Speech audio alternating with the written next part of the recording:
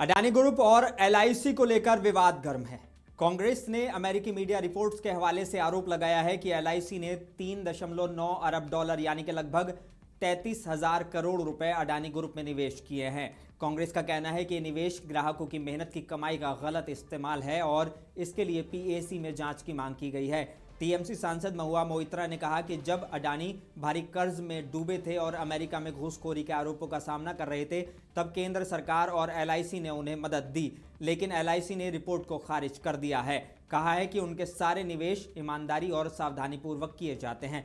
LIC ने दावा किया है कि रिपोर्ट का मकसद कंपनी की छवि और भारत के वित्तीय क्षेत्र की नींव को नुकसान पहुंचाना है। साथ ही जयराम रमेश ने इसे बड़ा घोटाला बताया है, जिसमें सरकारी एजेंसियों का दुरुपयोग, संपत्तियों का गलत निजीकरण, विदेशी सौदों में मदद और महंगी कोयला आपूर्ति जैसी बातें शामिल हैं।